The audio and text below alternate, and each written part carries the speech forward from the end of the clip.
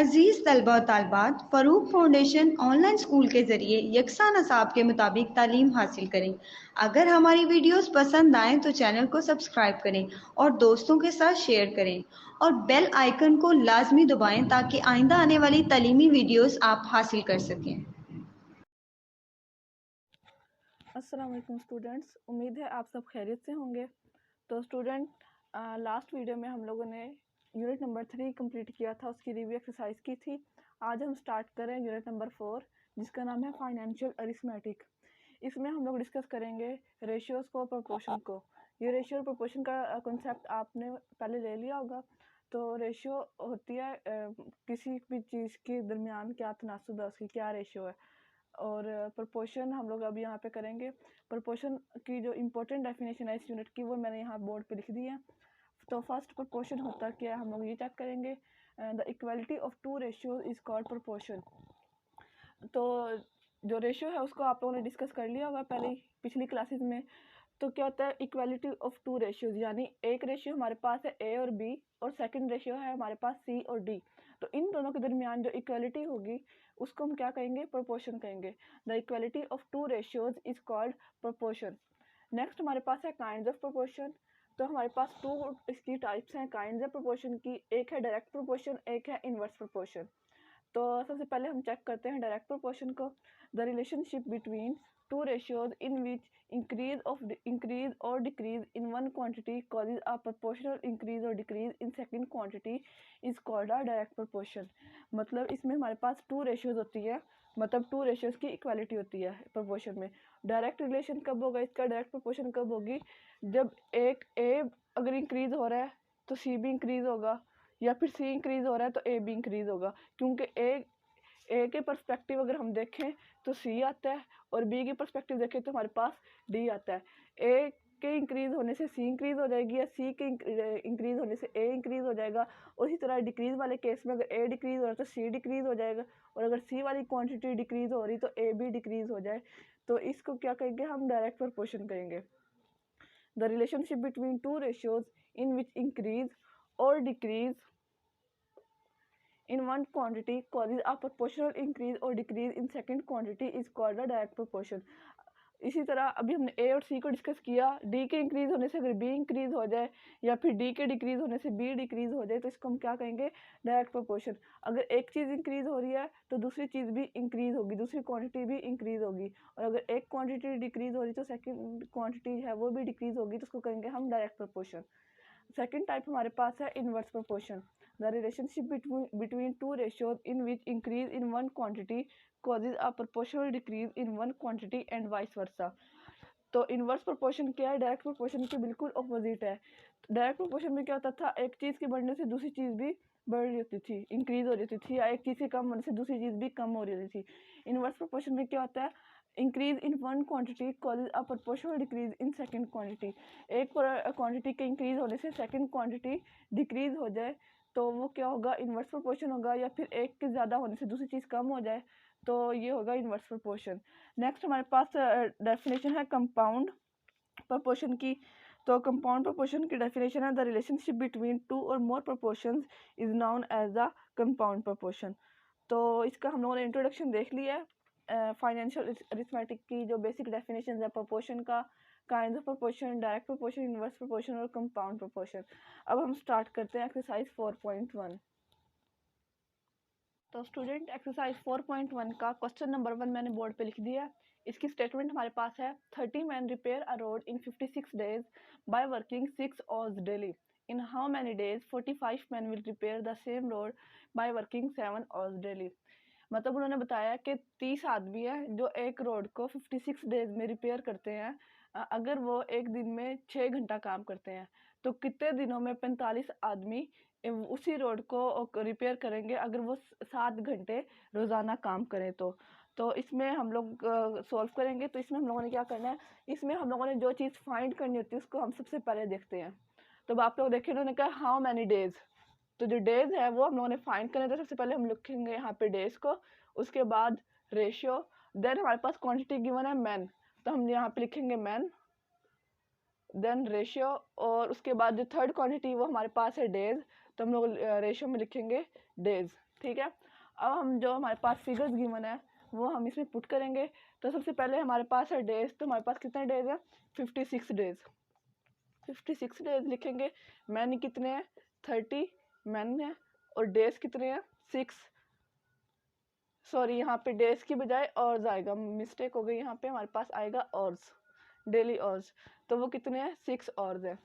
हम लोगों ने जो फर्स्ट क्वांटिटी थी यानी फर्स्ट हमारे पास सिचुएशन थी वो हम लोगों ने लिख ली है कि 56 डेज में 30 मैन काम करते हैं, और कितने घंटे एक दिन में काम करते हैं? 6 घंटे काम करते हैं। अब जो सेकंड सिचुएशन है वो हम लोग लिखेंगे, लिखा हुआ है हाउ मैनी डेज। जो चीज़ हम लोगों ने फाइंड करनी थी उसको हम यहाँ पे सपोज कर लेते हैं। तो यहाँ पे मैं साइड पे लिखती हूँ लेट डेज बी एक्स। हमने यहाँ पे जो डेज फाइंड करने हैं उनको हम लोगों ने x के इक्वल सपोज कर लिया। तो यहाँ पे हम लोग लिखेंगे x रेशियो। मैन हमारे पास कितने हैं? 45 मैन है, और ऑर्स कितने हैं? 7 ऑर्स है। तब हम लोगों ने यहाँ पे लिख लिया। इसी बात को मैं एक दफ़ा और रिपीट करती हूँ। हम लोगों ने क्या फाइंड करना है? 56 डेज हमारे पास है, 30 मैन है, और 6 ऑर्स वो काम करते हैं। हम लोगों ने बताना है, यानी एक्स हम लोगों ने बताना है कितने दिन में। 45 मैन है, और अगर वो डेली 7 आवर्स काम करते हैं तो काम जो है वो कितने दिनों में कंप्लीट होगा। तो हम लोगों ने यहाँ तक कर लिया। अब हम क्या करेंगे, इसमें देखेंगे कि डायरेक्ट रिलेशन है, डायरेक्ट प्रोपोर्शन है या इन्वर्स प्रोपोर्शन है। तो सबसे पहले हम डेज और मैन को कंसिडर करेंगे, और जो है उसको इग्नोर कर देंगे, और सिर्फ डेज और मैन को कंसिडर करेंगे। अगर 30 मैन 56 डेज में काम करते हैं तो 45 मैन होंगे, तो वो कम दिनों में काम करेंगे। मतलब एक आदमी ज़्यादा हो जाएंगे तो दिन कम लगेंगे। तो एक चीज़ के बढ़ने से यानी आदमी बढ़ रहे हैं तो दिन क्या हो जाएंगे? कम हो जाएंगे। तो ये कौन सी कंडीशन हमारे पास है? इन्वर्स प्रोपोर्शन वाली है कंडीशन। तो ये वाला मैथ्स में प्रोपोर्शन में रूल है कि जो चीज़ हम लोगों ने फाइंड करनी होती है उसको हम क्या लिखते हैं? ये वाला एरो लगाते हैं। एक्स यानी जो जिसके ऊपर हेड होगा वो आएगा डिनोमिनेटर में, और जिसके ऊपर टेल होगी वो आएगा नोमिनेटर में। अब ये डायरेक्ट में है, मतलब साइन ऊपर है, तब ये इन्वर्स रिलेशन है, तो इसका साइन क्या होगा? नीचे की तरफ। एरो यानी क्या आएगा इसका? नीचे की तरफ आएगा। अगर ये होता है डायरेक्ट रिलेशन तो हम क्या करते हैं? ये वाला एरो भी हम इस तरह लगाते हैं। लेकिन अब ये हमारे पास है इन्वर्स, तो हम लोग क्या करेंगे? इसकी हेड जो है वो नीचे की तरफ करेंगे। तो ये हो गया हमारे पास इन्वर्स रिलेशन। अब हम कंसिडर करेंगे डेज का और ऑर्स का। अगर 6 मैन वाला जो पार्ट है इसको हम इग्नोर करेंगे, और ऑर्स और डेज में हम रेशियो फाइंड करेंगे। तो अगर 6 घंटे काम करते हैं और 56 दिनों में, तो दिन कम हो जाएंगे, तो घंटे ज़्यादा हो जाएंगे, तो क्या हो जाएगा? दिन भी कम हो जाएंगे, तो काम जल्दी कंप्लीट होगा। अगर फॉर एग्जांपल 30 आदमी 6 घंटे काम कर रहे हैं 56 दिनों में, तो 45 आदमी काम करेंगे, आदमी ज़्यादा हो जाएंगे, उसके अलावा घंटे भी ज़्यादा हो जाएंगे, तो दिन क्या होंगे? कम लगेंगे। तो घंटों के ज़्यादा होने से क्या हो जाएंगे? दिन कम हो जाएंगे। एक क्वांटिटी इंक्रीज हो रही तो दूसरी डिक्रीज हो रही है। तो ये भी हमारे पास इन्वर्स रिलेशन है, इसको भी हम हेड जो होगा एरो का वो डाउन करेंगे। तो हम लोगों ने इतना फाइंड कर लिया। अब हम यहाँ पे लिखेंगे, अब जिस पे एरो का हेड जो होगा वो डिनोमिनेटर में आएगा, और जहाँ पे टेल होगी वो क्या आएगा?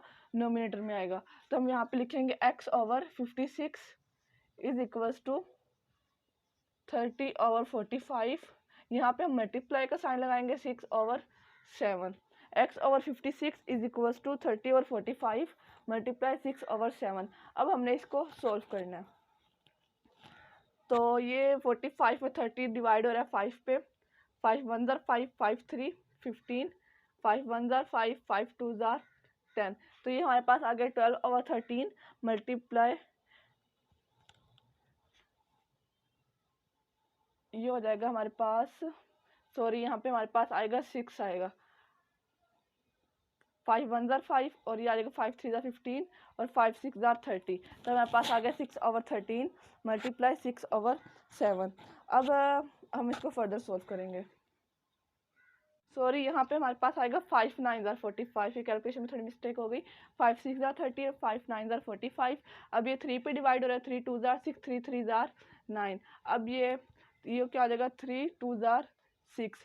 तो ये हमारे पास क्या आ जाएगा? x/56 is equals to, nominator में हमारे पास है 2 × 2, तो ये क्या आ जाएगा? 4 डिवाइडेड बाय, यहाँ पे 1 है, यहाँ पे 7 है, तो ये क्या आ जाएगा? 7 आ जाएगा। अब हम लोगों ने यहाँ से x की वैल्यू फाइंड करनी है, तो हम यहाँ से इसको क्रॉस मल्टीप्लाई करेंगे, यानी x को 7 के साथ मल्टीप्लाई करेंगे और 4 को 56 के साथ मल्टीप्लाई करेंगे। तो x multiply 7 is equal to 4 multiply 56, तो ये हो जाएगा 7x। और 56 को जब हम 4 के साथ मल्टीप्लाई करेंगे, सॉरी यहाँ पे हम लोग x आ गया 4 मल्टीप्लाई 56, इतना आ गया, यहाँ तक कर लिया। अब जो 7 है ये x के साथ मल्टीप्लाई हो रहा है, तो क्या होगा 4 मल्टीप्लाई 56 के साथ डिवाइड हो जाएगा। x is equal to 4 multiply 56 divided by 7। यहाँ तक हम लोगों ने कर लिया। अब हम इसको फर्दर सॉल्व करेंगे, तो 7 डिवाइड हुआ 8 के 56 साथ 8 56, यानी 7 8 ज़ा 56। अब 4 multiply 8 is equal to 32 days. हम लोगों ने इसमें बेसिकली डेज ही फाइंड करने थे, एक्स जो है हमारे पास डेज है, तो यानी 45 आदमी अगर 7 घंटे रोजाना काम करे तो वो 32 दिनों में अपना काम कंप्लीट कर लेंगे। तो ये हमारा आंसर है। एक्स की वैल्यू हम लोगों ने फाइंड करनी थी, वो हम लोगों ने फाइंड कर लिया। तो क्वेश्चन नंबर 1 में एक दफ़ा और रिपीट करती हूँ। इसकी स्टेटमेंट हमारे पास है 30 man repair a road in 56 days by working 6 hours daily. In how many days 45 man will repair the same road by working 7 hours daily. तो इसमें सबसे पहले हम लोगों ने सारी जो क्वांटिटीज़ हमें गिवन है वो लिखनी है। डेज हमें गिवन है, मैन गिवन है और आवर्स गिवन है। तो डेज में हम लोगों ने जो चीज़ हम लोगों ने फाइंड करनी है उसको हम सबसे पहले लिखेंगे। तो इसमें हम लोगों ने डेज फाइंड करने से, तो हम लोगों ने डेज वाली जो थी अमाउंट वो हम लोगों ने पहले लिखी, देन मैन लिखा और देन और वाली लिखी। तो 56 मैन काम करते हैं, 56 डेज में 30 मैन काम करते हैं, और अगर वो रोज़ाना 6 घंटे काम करें तो उन्होंने बताया कि 7 घंटे अगर 45 आदमी काम करे तो काम कितने दिनों में कंप्लीट होगा, वो रोड जो है वो कितने दिनों में रिपेयर होगा। तो सबसे पहले हम लोगों ने डेज और मैन की हम लोगों ने फाइंड किया कि डायरेक्ट रिलेशन है या इन्वर्स रिलेशन है। तो ये हमारे पास आया इन्वर्स रिलेशन, क्योंकि आदमी ज़्यादा हो जाएंगे तो हमें काम करने में दिन कम लगेंगे। ये हमारा इन्वर्स रिलेशन होगा। अगर एक चीज़ इंक्रीज हो रही हो दूसरी डिक्रीज हो तो इस रिलेशन को कहते हैं इन्वर्स प्रोपोर्शन। देन हम लोगों ने फाइंड किया डेज और आवर्स में आदमी 30 आदमी 6 घंटे रोजाना काम करते हैं, तो 56 डेज में काम कंप्लीट होता है। देन हमारे पास सेकंड कंडीशन है कि 45 आदमी काम करे 7 घंटे, तो दिन हमें कितने लगेंगे। तो अगर वो 7 घंटे रोजाना काम करते हैं, अपना काम का जो है ड्यूरेशन वो बढ़ाते हैं, तो काम जल्दी कंप्लीट होगा, दिन कम लगेंगे। तो ये भी क्या होगा, इन्वर्स रिलेशन हो जाएगा। देन हम लोगों ने क्या किया, हम लोगों ने यहाँ पे एरोज लगाने से जिसको हम लोगों ने फाइंड करना होता है उसको हम लोग जो है एरो ऊपर की तरफ लगाते हैं। तो ये ऊपर लगाया तो ये दोनों इन्वर्स रिलेशन थे, तो इनका एरो डाउनवर्ड लगेगा। देन हम लोगों ने लिखा x और 56 इज इक्वल टू 30 और 45। जिसकी तरफ हेड होगा वो क्या होगा, डिनोमिनेटर में लिखेंगे। अब ये वाला डिनोमिनेटर 56 की तरफ हेड था तो 56 आया डिनोमिनेटर में, 45 की तरफ हेड था 45 डिनोमिनेटर में, 7 की तरफ हेड था तो 7 डिनोमिनेटर में। देन हम लोगों ने इसको फर्दर सोल्व किया तो हमारे पास आया x is equal to 32 days, जो हम लोगों ने फाइंड करना था। तो क्वेश्चन नंबर 1 हमारा कंप्लीट हो गया स्टूडेंट। अब हम स्टार्ट करते हैं क्वेश्चन नंबर 2। तो स्टूडेंट अब हम स्टार्ट करते हैं क्वेश्चन नंबर 2। क्वेश्चन नंबर 2 की स्टेटमेंट हमारे पास है, if 60 women spin 48 kg of cotton by working 8 hours daily, how much cotton will 30 women spin by working 12 hours daily. उन्होंने कहा है कि 60 हमारे पास वुमेन है जो 48 kg कॉटन स्पिन करती है अगर वो 8 घंटा रोजाना काम करती हैं। तो हाउ मच कॉटन, हम लोगों ने कॉटन बतानी कितनी वो 30 वुमेन स्पिन करेंगी अगर वो 12 आवर्स डेली काम करती हैं। तो इसमें हम लोगों ने क्या फाइंड करनी है, कॉटन, हाउ मच कॉटन, यानी कॉटन का वेट कितने केजी फाइंड करनी है। तो हम सबसे पहले यहाँ पे लिख लेते हैं कॉटन, जो चीज़ हमने फाइंड करनी थी वो हम सबसे पहले लिखते हैं। देन हमारे पास है वुमेन, वुमेन लिख लेते हैं यहाँ पे, और देन हमारे पास है ऑर्स, और लिख लेते हैं। ठीक है, अब यहाँ पे हम पुट करते हैं फिगर्स। 60 वुमेन है हमारे पास, स्पिन 48 kg, यहाँ पे हम ब्रैकेट में लिख लेते हैं kg। तो ये है हमारे पास 48 kg, और कितने आवर्स काम करती हैं वो 8 आवर्स डेली काम करती हैं। How much cotton will 30 women spin by working 12 hour daily. तो इसमें हम लोगों ने कॉटन फाइंड करनी है, कॉटन का वेट फाइंड करना है। तो यहाँ पे हम लोग लिख लेते हैं let the weight of cotton be x। मतलब हमने वेट ऑफ कॉटन इसमें फाइंड करना है, तो उसको हमने एक्स के इक्वल सपोज कर लिया। रेशियो कितनी वुमेन है, 30 वुमेन है, और और्स कितने हैं, 12 और्स है। अब हमने इनमें फाइंड करना है कि डायरेक्ट रिलेशन है या इनवर्स रिलेशन है। तो सबसे पहले हम कॉटन और वुमेन का चेक करते हैं। 48 kg वुमेन कॉटन है और 60 वुमेन है, और उसके बाद हमारे पास वुमेन डिक्रीज हो गई हैं, यानी 60 से 30 आ गई है, तो वो कॉटन का जो वेट होगा वो भी क्या हो जाएगा, कम हो जाएगा। मतलब एक चीज़ ज़्यादा होने से दूसरी चीज़ कम हो, या एक चीज़ की कम होने से दूसरी चीज़ कम हो, तो उसको हम क्या कहते हैं, डायरेक्ट प्रोपोर्शन कहते हैं। पहले 60 वुमेन 48 kg कॉटन स्पिन कर रही थी, अब वुमेन 30 होगी यानी कम हो गई है, तो कॉटन का जो वेट है, कॉटन स्पिन करने की जो वेट होगा वो भी क्या होगा, कम होगा। तो जिस तरह हमने बताया था कि जो चीज़ हमने फाइंड करनी है उसका हम एरो ऊपर रखते हैं। अब ये डायरेक्ट रिलेशन है, तो इसकी क्या करेंगे, ये भी ऊपर की तरफ आएगा। इसका हम लोगों ने फाइंड कर लिया। अब हम फाइंड करेंगे कॉटन और्स का। 8 घंटे काम होता है, तो 48 kg कॉटन स्पिन होती है। घंटे ज़्यादा हो गए, यानी 8 से क्या हो गए, 12 हो गए, तो कॉटन का वेट क्या होगा, कॉटन स्पिनिंग का जो वेट होगा वो क्या होगा, वो भी ज़्यादा होगा। तो इसका मतलब ये भी डायरेक्ट रिलेशन है, तो इसका भी हम एरो ऊपर की तरफ लगाएंगे। तो ये सब डायरेक्ट रिलेशन है। तो अब हम इसको लिखेंगे किस तरीके से, x/48 is equal to 30/60 multiply 12/8। अब हम इसको मल्टीप्लाई करेंगे, जो चीज़ कैंसिल हो रही है इसको हम कैंसिल कर लेते हैं। तो ये ज़ीरो ज़ीरो के साथ कैंसिल हो गया, 3 1 ज़ा 3, 3 2 ज़ा 6, 2 6 ज़ा 12, ठीक है, 2 3 ज़ा 6, 2 4 ज़ा 8। तो ये हमारे पास क्या आया, 3/4 आ गया। तो हम लोग यहाँ पे लिखते हैं x/48 इज इक्वल टू, और यहाँ पे भी 1 है, यहाँ पे भी 1 है, और मल्टीप्लाई 3 से होगा तो क्या आएगा, 3/4 आ जाएगा। अब हमने x की वैल्यू फाइंड करनी, तो हम यहाँ पे क्या करेंगे, क्रॉस मल्टीप्लिकेशन करेंगे। x को 4 के साथ मल्टीप्लाई करेंगे और 3 को 48 के साथ मल्टीप्लाई करेंगे, तो ये क्या आ जाएगा, 4x आ जाएगा, और 48 मल्टीप्लाई 3 आ जाएगा। अब यहाँ से हम लोगों ने x की वैल्यू फाइंड करनी है। x के साथ 4 मल्टीप्लाई हो रहा है, तो दूसरी साइड पे जाके क्या हो जाएगा, जो 4 है वो डिवाइड हो जाएगा। x is equal to 48 multiply 3 divided by 4।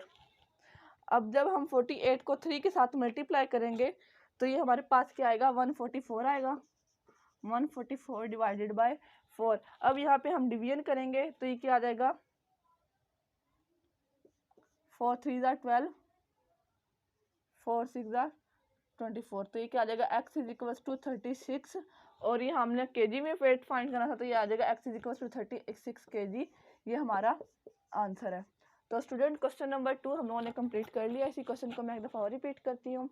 इसकी स्टेटमेंट हमारे पास थी, if 60 women spins 48 kg of cotton by working 8 hours daily, how much cotton will 30 women spin by working 12 hours daily. तो इसमें हम लोगों ने कॉटन का वेट फाइंड करना था, जो स्पिन हो रही है, अगर 30 वुमेन स्पिन कर रही हैं और वो डेली 12 hours काम कर रही हैं। तो जो चीज़ हम लोगों ने फाइंड करनी है उसको हम सपोज कर लेते हैं। तो सबसे पहले हम लोगों ने वेट ऑफ कॉटन को सपोज कर लिया x के इक्वल। देन हम लोगों ने क्वांटिटीज लिख ली, यहाँ पे कॉटन था, वुमेन्स थी और ऑर्स था। देन हम लोगों ने सबसे पहले पहली कंडीशन लिखी कि 48 kg वेट है, 60 वुमेन है और 8 hours वो डेली काम करती हैं। देन हम लोगों ने वेट इसका फाइंड करना था, x लिखा, 30 वुमेन थी और 12 hours थे। इनके दरमियान में डायरेक्ट रिलेशन था, तो इसलिए सबके एरोज मतलब ऊपर की तरफ है। देन हम लोगों ने इनकी कैलकुलेशंस की, क्रॉस मल्टीप्लिकेशन की और x की वैल्यू फाइंड की, तो आया है हमारे पास 36 kg। यानी जब 30 वुमेन 12 hours डेली काम करती हैं तो 36 kg कॉटन जो है वो स्पिन होती है। तो क्वेश्चन नंबर 2 स्टूडेंट हमारा कंप्लीट हो गया। अब हम स्टार्ट करते हैं क्वेश्चन नंबर 3। तो स्टूडेंट क्वेश्चन नंबर 3 की स्टेटमेंट हमारे पास है, if the price of carpet 8 metre long and 3 metre wide is ₹6288, what will be the price of 12 metre long and 6 metre wide carpet. इसमें हम लोग उन लोगों ने हमें बताया कि 8 मीटर लंबा और 3 मीटर चौड़ा कारपेट है एक, जिसकी प्राइस है 6288। ठीक है, उन्होंने बताया, सेकंड उन्होंने हमें बताया कि 12 मीटर लंबा और 6 मीटर चौड़ा कारपेट है, उसकी प्राइस क्या होगी। तो इसमें बेसिकली हम लोगों ने प्राइस फाइंड करनी है। तो हम लोग यहाँ पे लिख लेते हैं, प्राइस हम लोगों ने फाइंड करनी है। तो सबसे पहले प्राइस लिखी, और देन हमारे पास आ गई लेंथ, यानी लॉन्ग कितना लॉन्ग है, और देन आगे हमारे पास विथ यानी कितना कारपेट चौड़ा है।